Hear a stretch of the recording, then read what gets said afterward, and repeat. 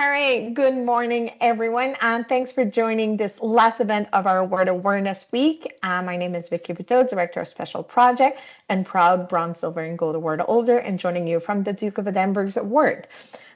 Today's session is your guide to making a difference with Volunteers Canada, where you will walk away with realistic volunteer opportunities that fit your schedule, strategies to avoid burnout and stay motivated, a clear next step you can take in the next 24 hours, and connection to the Duke of Edinburgh's award pathway. Let me introduce today's guest speaker. Lily Viggiano brings a decade of experience in volunteer engagement to her work, connecting young people with meaningful volunteer opportunities as International Initiatives Manager at Volunteer Canada. She mobilized people from coast to coast to coast to give back and work towards a common good across a generation. Inspired by her family that believes service and kindness are what makes community thrives, Lily started volunteering young, from launching her own garbage cleanup in elementary school to funding empowering proactive youth in communities, helping teens start their own social impact venture, which led to a lifestyle of volunteerism as an adult. For her, volunteering pushes against individualism and isolation, and has brought purpose, belonging, and meaningful relationship into her life. When she's not making waves at Volunteer Canada, Lily can be found at local events, on hikes, playing guitar and creating art. She believes everyone has a gift to share. Over to you, Lily. Thanks, Vicky. Hello and welcome, everybody. As Vicky was saying, my name is Lily Viggiano. I'm here with Volunteer Canada today. And if you give me a moment, I'll just get my presentation started. So welcome to Do a Deed Friday, your guide to making a difference. Doesn't matter where you live in Canada, from coast to coast to coast, we can all make a difference. So hopefully, as we go through this process today, you'll find some good tips on how to get involved and stay involved, get connected to resources to make that volunteer journey even more empowering. And maybe you'll hear some stories that serve as a source of inspiration. I wanted to take a moment to acknowledge and recognize that the Indigenous peoples as the original stewards of this land on which we live, work, and volunteer. We humbly express our gratitude for the long-standing presence and enduring connections to this land. From coast to coast to coast, we acknowledge the ancestral and unceded territory of all Inuit, Métis, and First Nations people.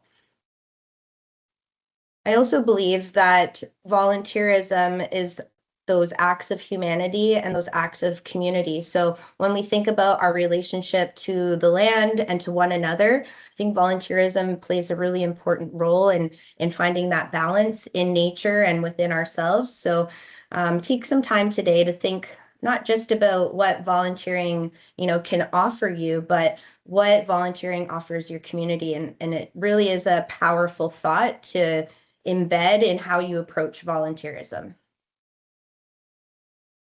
So would love to just give a little insight on how today's presentation is going to roll out. So I'll do some intros on myself and Volunteer Canada. I have a couple of stories from young volunteers that I'd like to share. We'll go over, how to find your fit and just like good things to have in mind as you explore different ways to get involved in your community. We'll talk about, overcoming barriers. Even if our heart is in it, we might face different challenges to getting involved. So I'll provide some solutions to some common barriers that people face. Then we'll go over the 24-hour action plan, right? So we don't want to just take in this great information. We actually want to act on it and get things moving. And then we'll have some time for question, answers, and wrap up. So the first poll that we are going to go over is, what best describes where you're at right now? A, I volunteer regularly and I love it. B, I've tried volunteering, but I face challenges staying involved. C, I want to start, but I don't know how. And D, I'm just here to see what this is all about. There's no wrong answer. Just choose a response that best suits where you're at. And that will lend into, what I might focus in on during this presentation. Thank you, everybody, for your responses. So now I will chat a little bit about Volunteer Canada. Volunteer Canada has been around since 1977. They convene, connect, and collaborate with other organizations to strengthen the sector of volunteerism, to make communities stronger and more capable. And I mean, one of my favorite pieces of what you see on the screen is the value of one and the power of many. When we can make stronger pathways for effective and efficient volunteerism, we see a whole host of benefits. From better experiences that people have, improved services, better organizational support. So what we do with Volunteer Canada is attempt to capacity build, right? So work with those who work with volunteers. One of the big things that we are working on right now is the development of a national volunteer action strategy. So that'll be coming out in 2026. We've been consulting with people all across the country, those who work at nonprofits, and most importantly, volunteers themselves, including a large number of youth volunteers have participated in both our surveys and our consultations to help inform our national volunteer action strategy. As it stands right now, we've seen some declines in volunteerism in a couple of different demographics, especially including young people, as well as men who are older adults and with newcomers as well. So I think it's really important to understand why those things are happening and what we can do kind of as a sector to improve the experiences that people have. More really great details are coming out throughout 2026, so be sure to stay involved and see what the data and the stories have told us, and then the vision that we are working towards with the release of that strategy. Okay, a little bit about myself. Excuse me. So I'm pictured on the bottom right there. The photo that you see is from this summer. I've been involved with the Youth Climate Action Fund in Waterloo Region for both of its phases that it's had. It's a collaboration between the City of Kitchener and Greenhouse, which is a social impact incubator at the University of Waterloo.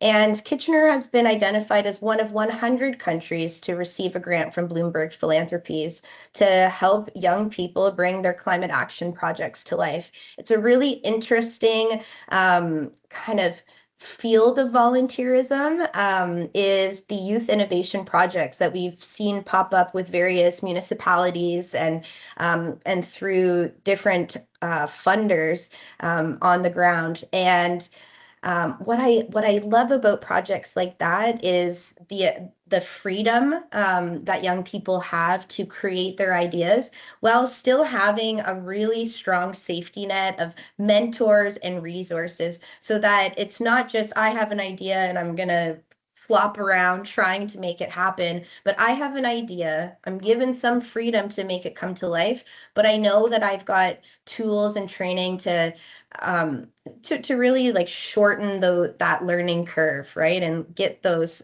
shortcuts to success. So that's been a really fun project to be involved with. I have been volunteering for quite a long time and did create my own initiative, my own volunteer initiative. I call it a kitchen table idea to change the world. A couple of friends and I went to a TED Talk, and we were talking with some of the teens in the audience because it was a TED Talk for youth.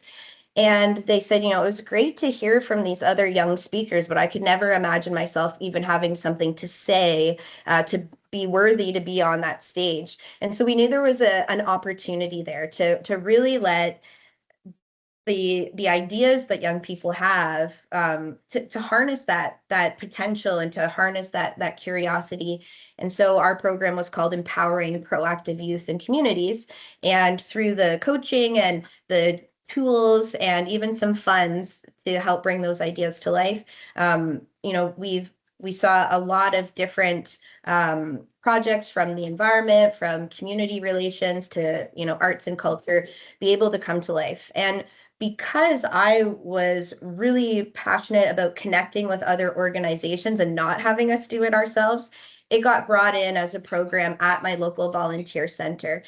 So they were actually able to make that a funded project within their organization. And by funded, I mean, I also had the opportunity to work at that organization.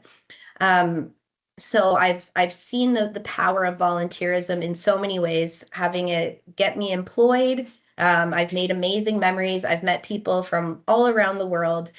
And that has led me to my role at Volunteer Canada, where I'm at the Intergenerational Initiatives Manager. So really looking at how can we bring generations together and harness their strengths and make things positive and happy within, excuse me, within our country.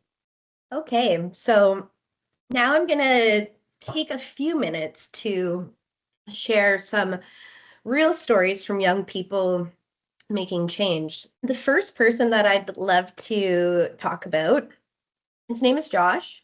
When he was in grade 10, like many young people in high school, he decided it was time to start tackling the 40 hours of volunteerism that need to be completed by the end of your high school career, at least in Ontario.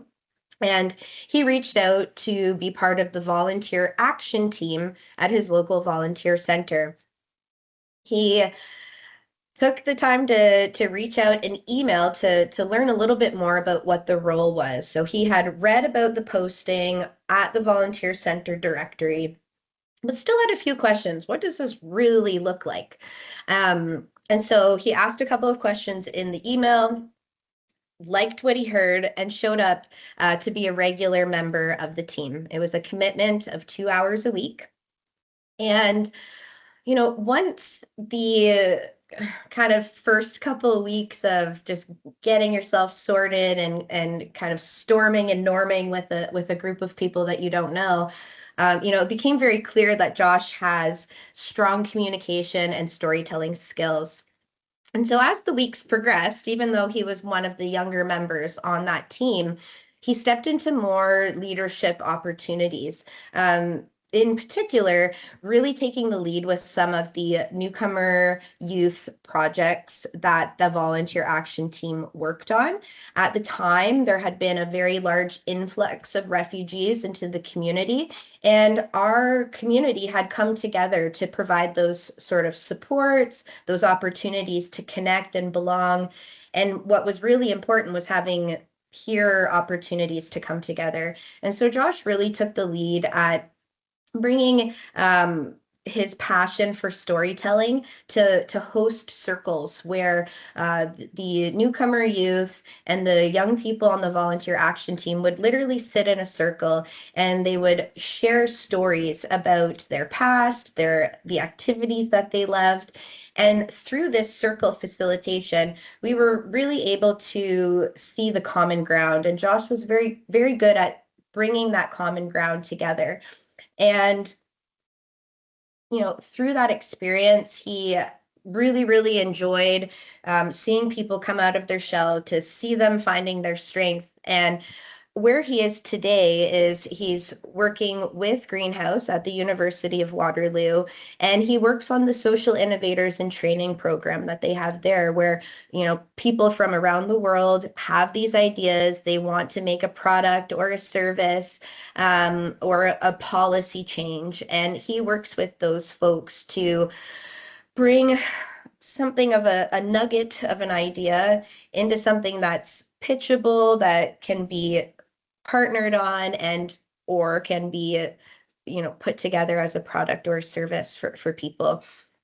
And so it's been an interesting journey for him to take those skills that he had in a strictly volunteer role and see how that's been translated into where his new career has started, with engaging with folks and helping people tell their own story.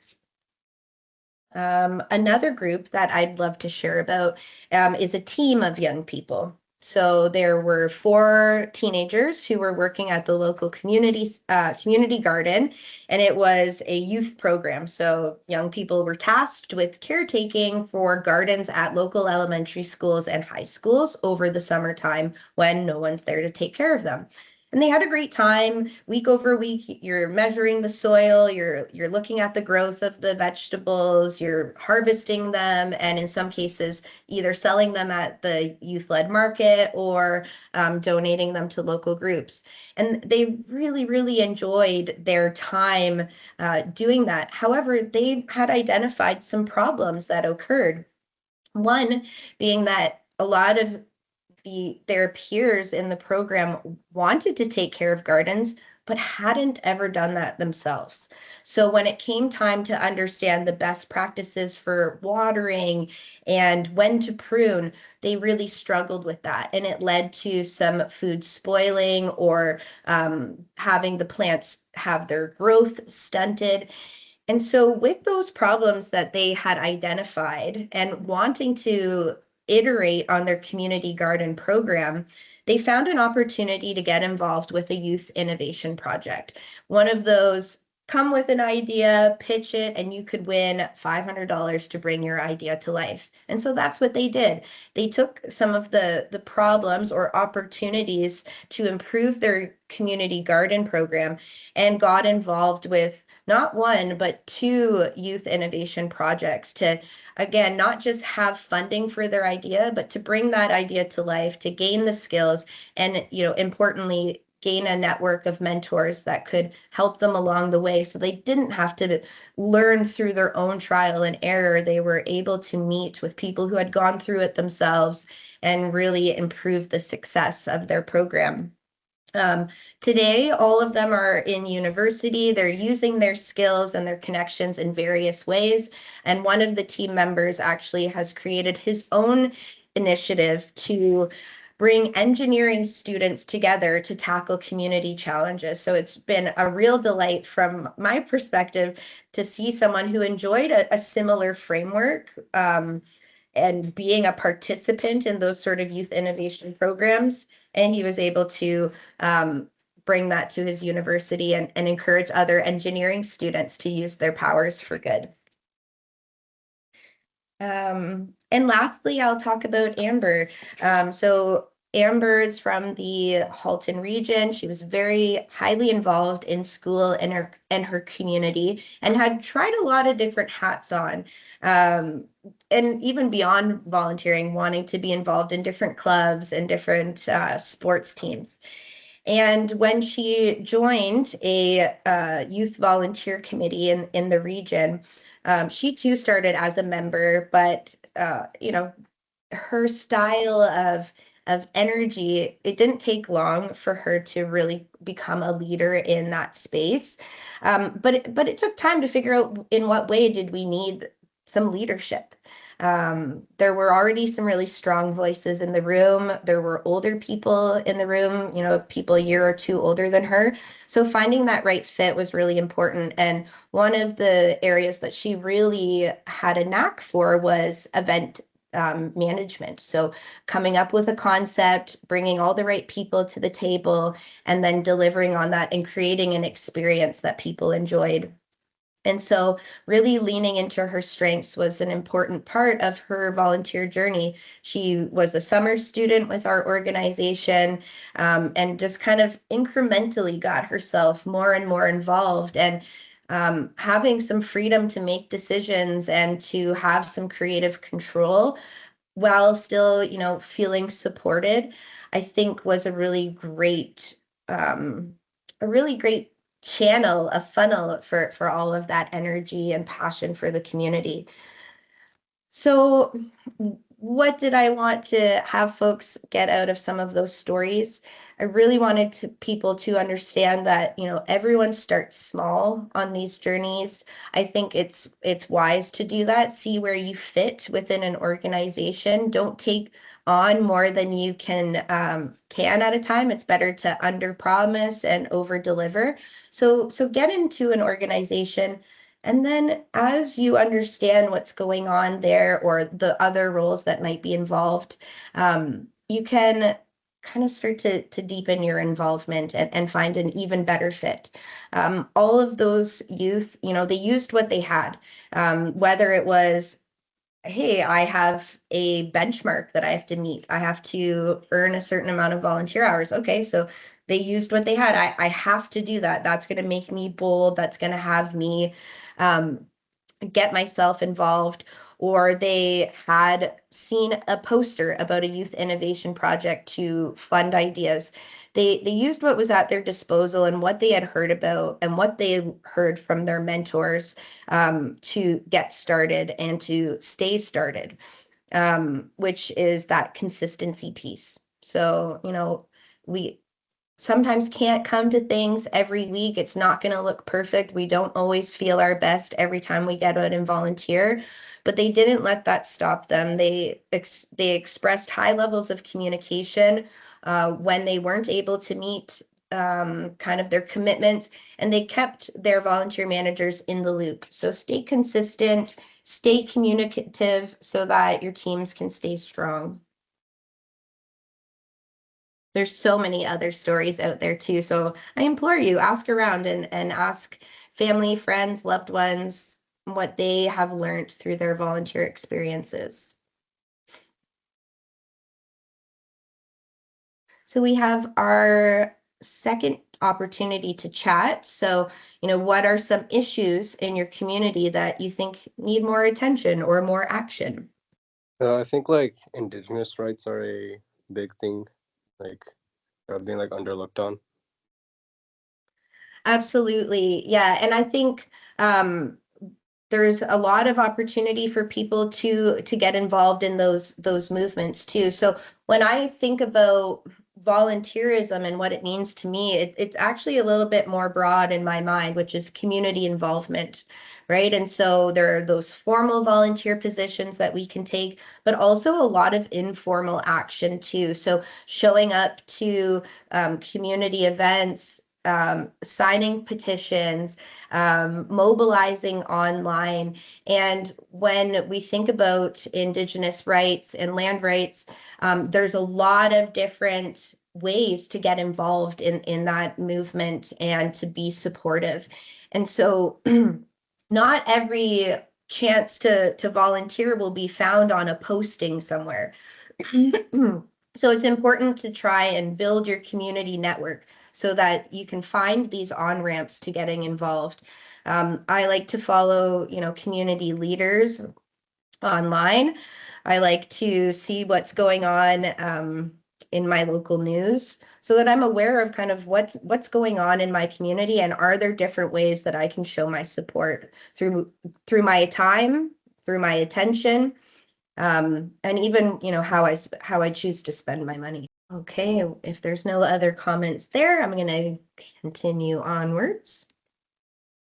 So in this section of the presentation, it's some tips and tricks for finding your fit. I think that even if you are already a highly involved volunteers, these are some good reminders for if you're looking for a new opportunity, or kind of how to filter all the different information that we see. Because I don't know about you folks, I see a lot of chances to get involved in the community. So having some of these strategies employed in my mind on how to find something that's going to be a good fit for me is something that even I use to this day. Yes. Okay. Laura's got a great question in the chat there. How would you suggest narrowing down what to focus on when there are so many community needs and issues? And I think that's, a common challenge that a lot of people have is there's so many things that need that attention. Where do I go with it? And, I tell people it's a marathon, not a sprint. Just because you've graduated and entered into the workforce and don't have these volunteer obligations or awards that you're working towards doesn't mean that you're not needed in your community. So over the years, I've had many different causes that have caught my attention and got my time and attention. So I think what we'll find in a slide or two will be, some tools to help you make those decisions. But just know that your volunteer journey will ebb and flow, and you can focus in on different causes. Sometimes being aware and participating in a movement for a cause is all we can do, right? Show up to an event. Other times we have more capacity, or we've found the right rooms to be in, and we might be the ones hosting that event, right? And either position is good, right? So I think it's a matter of thinking long term and finding the right fit for your schedule. Because something that I think a lot of people realize when they get involved in their community is that you can burn out. You can burn out, especially with, we see the news all the time. We are kind of bombarded with so much information and things that want our attention. So some of the common things that I see kind of interrupting volunteer journeys for folks is they've took on too much too fast, right? So they got very excited. They maybe sat in a team meeting and took on a lot of exciting sounding projects, but when it came time to deliver on that, oh, that's going to take a lot more time than I realized. So, there's that pressure on our schedule, and it came from a good place of being enthusiastic, but the outcome was that person felt burnt out and wasn't able to deliver, and it's not a fun experience when we put ourselves through that pressure. Other folks, maybe they took on an opportunity that didn't match their interest or their skill level. Some of this can be circumvented by asking the right questions, being really thoughtful in selecting volunteer positions. But other times it's just what happens within our experience. We get into a team or into a role and realize, you know what? As much as I maybe wanted to gain this skill, it's not the right fit for me. So sometimes that's just how it goes. And I think the important thing is to keep that momentum going and going, hey, just because it wasn't the right fit for me doesn't mean that I'm not a right fit somewhere. The third one is, that flexibility around school, work, and life. We have so many competing pieces for our time, and our schedules change, right? They change week to week, they change semester by semester.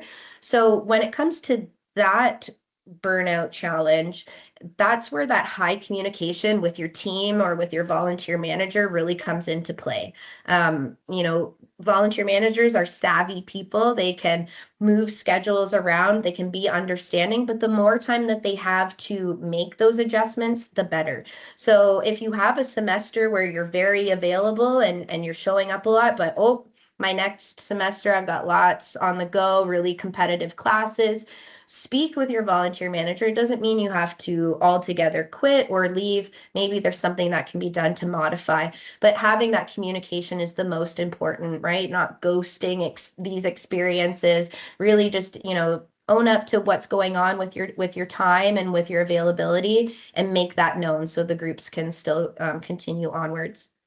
And then, sadly, another piece of the burnout problem is where people just feel like their work doesn't matter. So when I, speak with other volunteer managers and program managers, a big thing that we talk about is helping people understand their impact, right? Whether, you're stocking shelves at the library, you're manning a booth at a special event, it's so important that volunteers understand, why does this specific activity matter in the big picture? Or, I'm working at an animal rescue organization, but I ended up doing attendance at a special event. How does that help cats and dogs? So I think really that's up to those in these management roles to communicate the impact to a volunteer, but B, don't be shy to ask, right? Say, hey, how does this make an impact? Can I learn more about what the purpose of this event is, right? And, take that initiative to find out. So the sweet spot when it comes to finding a volunteer position that's going to give you that good momentum and those good feels is finding one that can overlap your interest, your schedule, and the impact that you wish to see. So this is what I'm calling the filter, right? Every opportunity that you want to take on, you need to consider these three things. And it might not be a perfect Venn diagram, but I think if you ask yourself a couple of these questions before getting involved, hopefully that's one tool to filter out all of the competing causes and opportunities to get involved, right? Interest could be, does this connect to something I care about? Or the interest might be, does this connect to a skill or an activity that I would like to take on? When it comes to schedule, I mean, that's a real make or break. You can have all the great intentions in the world with a role, but if you can't show up, right, then we're not able to deliver. So wanting to ensure that you're able to commit consistently to that. For people with really tight schedules, finding perhaps online opportunities to volunteer. Again, I think too, scheduling is an important one to communicate with like your caregivers and with whoever in your family might need to know. I've had lots of times where a young person wants to get involved, but then didn't realize that they had family obligations or different appointments going on at that same time. So communication is a great skill to employ in your community involvement experience. So, be sure to talk with your caregivers about the roles that you're taking on so that they can support you in that journey. And then lastly, impact. Will I be able to see the difference I'm making? Sometimes you might not be able to see the difference you're making. Not every action has that very direct, tangible, visual piece. But through chatting with your manager or director or whoever is in charge of your volunteer experience, you can start to unpack the impact that you're making. So maybe that's a great question to ask when you're getting interviewed for different volunteer roles. With time being a very important factor in the success in our volunteer journey, I tried to put a couple of categories together. So there's a lot of micro volunteering roles. That's 1 to 8 hours a month. Great one being special events. You might help out for one full Saturday of the month. It's a great chance to quickly understand an organization or get caught up kind of in that momentum of the energy of the crowds. You might even be able to see the impact more directly at special events. Sometimes they bring out participants or they talk about some of their impact goals and things that are going on within that organization. Kind of depends on the nature of it. It could be a fundraising event. So you're right there being part of making that impact happen. There's opportunities like online tutoring, as well as social media for small nonprofits or grassroots organizations, more likely. So supporting that journey can be something you do from the comfort of your own home. When it comes to moderate roles, so this is, maybe 2 to 4 hours a week. I think of that as kind of like that weekly shift that you might have. Could be helping out with a meal program or meal prep program for organizations that address food security.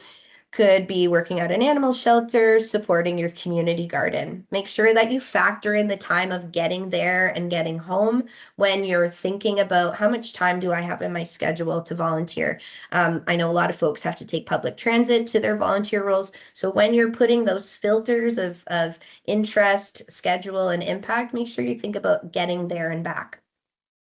And then lastly, there's more intensive roles. So maybe you've gotten your feet wet, you've built some foundation blocks, you care about this organization and you're ready to step into a more intensive role. That might look like a leadership role. It might look like actually coordinating a program or coordinating an event.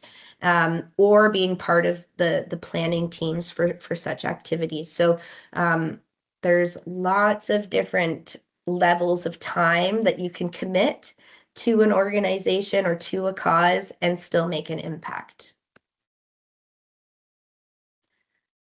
And I love thinking about people's strengths as well.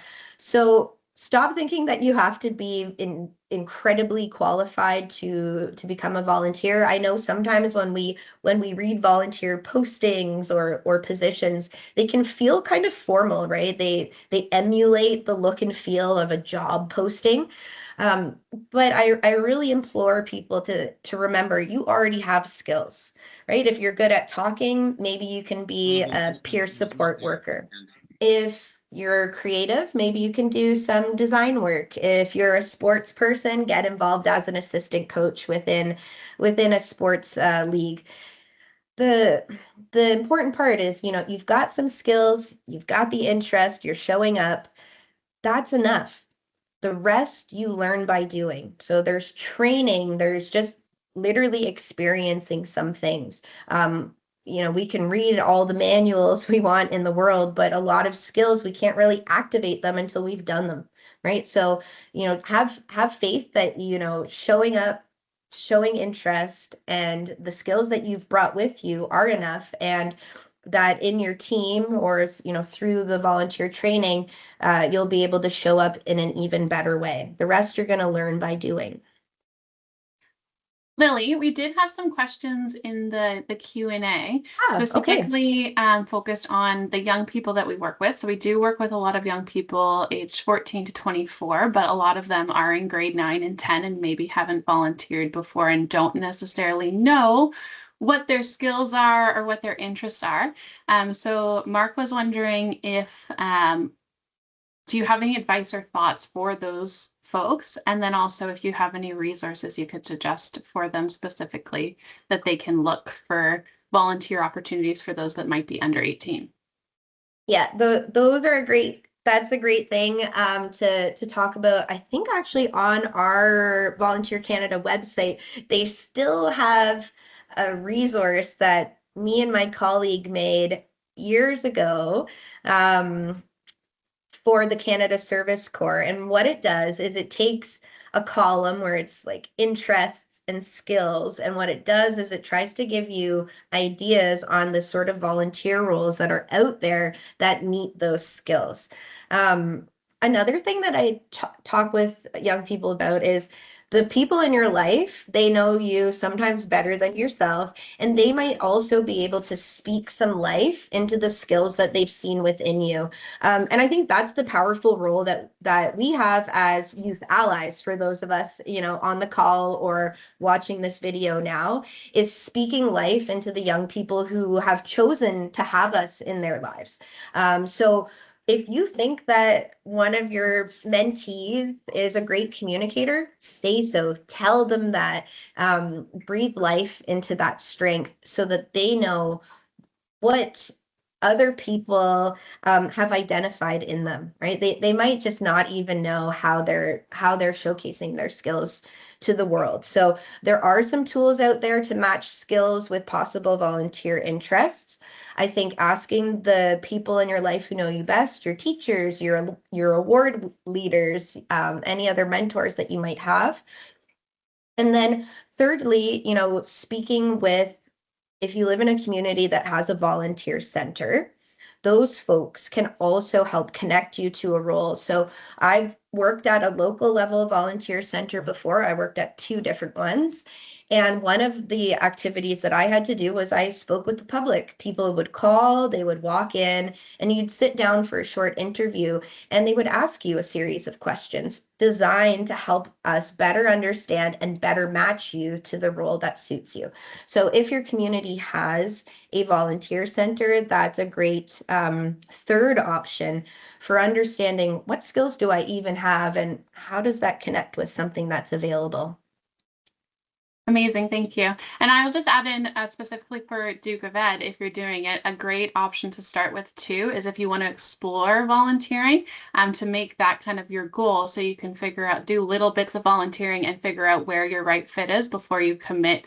Like Lily was saying, it's better to start small and know where you need to grow and then commit to that once you know where you want to go. Excellent. And then I see the second question with the increase of a more divisive and partisan society, especially in some parts of the country. How have you seen this impact volunteerism, if at all, and what is being done by Volunteer Canada to support social capital and community development?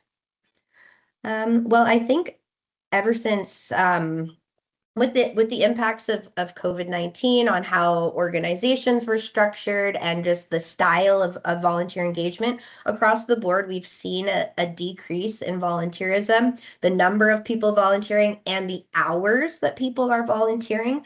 So what we've done is 2 years ago, we started our National Volunteer Action Strategy Roadmap. And so that was after some consults with nonprofits and other leaders to create a roadmap on addressing this this topic. So in 2026, we'll have a number of recommendations for volunteers, volunteer managers, sector leaders, government. All the different stakeholders will have some different recommendations to address this and how can we improve the cohesion of society in the face of, some fraying and with kind of some less attention that we're seeing from both volunteers and like new and old volunteers. How have we seen this impact volunteerism, if at all?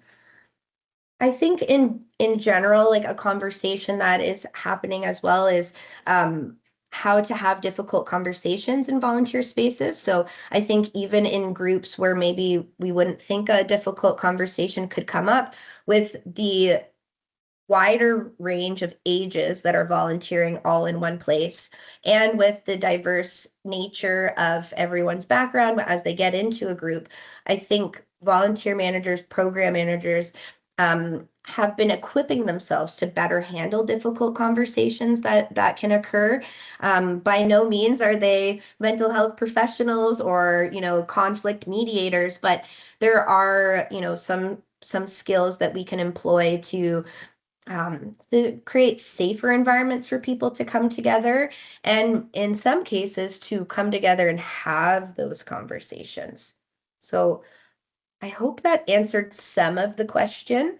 And I think what you'll see is more on that in 2026 on how we're looking at the impacts on volunteerism and what we can do to kind of unify and come together. And we've got our second poll. So this one is, what type of impact appeals to you most? Unfortunately, you can only choose one just for the nature of the poll.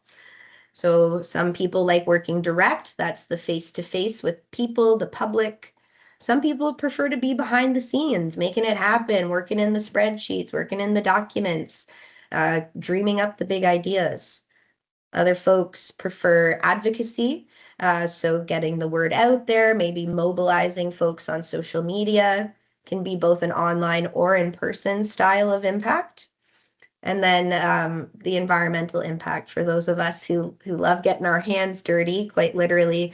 There's lots of great ways to make an impact in our environment. Okay, we had responses in all of them, with direct, working face-to-face with people as the number one type of impact that appeals to folks most. And I think that makes sense when we think about some of the values of volunteerism, which really is about addressing loneliness, creating a sense of belonging, and strengthening our sense of community. So I think it makes sense to me that working face-to-face with people is the sort of impact that appeals to folks, because we want to feel like we're part of a community. We want to brush shoulders with people that maybe we normally don't see because they're not our neighbor, they're not at our school, they're not in our family. So working face-to-face gives us that experience of feeling like we're in a neighborhood, that we're in our community. I'm also seeing the environmental impact slowly creeping up to first, and getting that hands-on outdoor work. I think it's great because we're out there with people, but you're also, communing with nature. You're taking in the fresh air, you're interacting with your environment. And I implore you, if you do environmental volunteerism, try to figure out the names of the trees and the plants that are around you. Be keen to spot any birds that are in the trees, and to not only know the name of the bird, but be familiar with its sound. I think, we get sometimes a little lost in our current society. We feel a little disconnected. So little strategies like that, whether it's knowing the song of the birds in your local park, or knowing the artist for the mural down the street, those are little actions that we can take to feel more connected to our community. And that doesn't require a volunteer sign up form, right? There's lots of ways to familiarize ourselves with our surroundings and to feel a stronger sense of responsibility to our surroundings. The more that we know our neighborhood, the more we want to give and take care of and nurture our neighborhoods.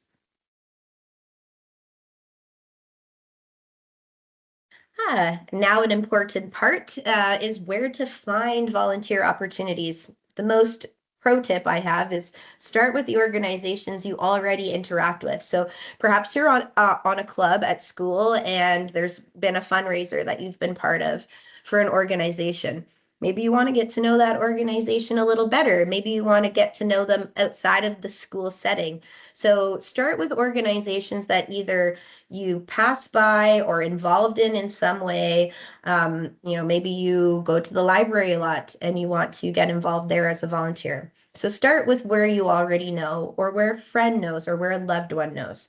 But for those, looking to see what's the full scope of what's out there, at volunteer.ca, you can see the national database to find local volunteer centers.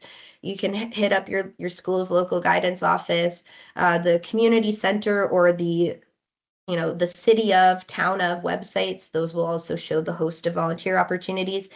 And places you already go, look at the boards, the posters that are there. That's where you'll see a lot of grassroots movements, and you'll get a sense of what's going on with groups that maybe don't have as wide of a reach. And yeah, stay in touch with people who are community leaders. Follow them online and see what they're up to. Lily, we yes. did receive a question in the chat. So parents are increasingly thinking about youth safety. What advice would you give to a parent that may be concerned about their young person volunteering?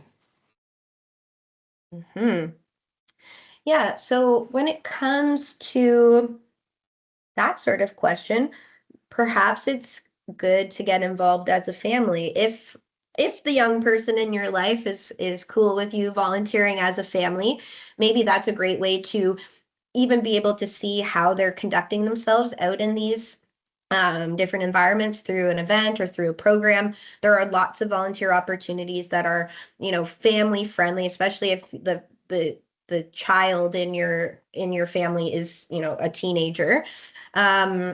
I think having them volunteer with a friend is a great idea. I think, again, leaning on that communication piece, asking a volunteer manager, what are some of their protocols? What kind of training do they employ? Are they doing any sort of like reference check or police check? So getting a sense of what are kind of the formal protocols and structures that they have, as well as, understanding who are the people on the team, should help with some of those concerns. And yeah, I think volunteering together is a good thought. And I think the nature of the cause can maybe make people feel a little wary. So if safety is a concern, start with an area that you feel more comfortable with. Maybe the idea of tree planting in an open field with lots of eyes is a feeling of safety. So, try to maybe use some of your intuition as well with what's your comfort level. But I think also asking kind of those in charge what they're doing to keep everyone safe can really kind of quell some of those fears. So I also had some areas on overcoming barriers. I'm gonna just kind of show them on the screen. If you feel like you don't have time, replace, don't add. Think about something that maybe you're doing to kill time, doom scrolling, watching TV, and you swap it out. and make it social, right? Volunteer with friends. If you're feeling like you're not outgoing, find those behind the scene roles, virtual opportunities. Again, bring a friend, build that comfort zone into it. What if I'm not good enough, right? Remember that showing up and showing interest and staying curious is half of it. The other half you'll receive through training and through experience. Mistakes are expected, be upfront when they happen, and then learn how they problem solve. I'll start after. This is the classic one. I'll wait till after, after the holidays, after my exams. But I remind all of you, getting involved, you can't just get involved the next day for many causes and for many organizations. So maybe it's, I don't have time right now, but I should send that email. I should fill out that form. I should respond to that volunteer manager who had a role for me. And then you can discuss, hey, my schedule frees up in a couple weeks, but get the ball rolling. Because that's part of my 24-hour challenge.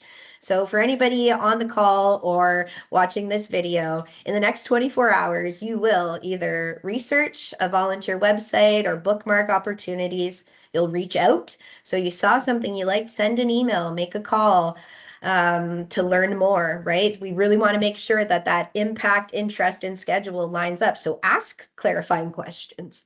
3, register, right? Maybe you just want to sign up for an upcoming event or program. Or 4, connect. Ask a friend or a loved one to volunteer with you, right? And so hopefully these are some things to get the ball rolling. If you're already a volunteer, ask someone to join you, right? Let's get this momentum going. It's like a chain link opportunity, right? If you are doing something and you're loving it or liking it, bring someone along with it.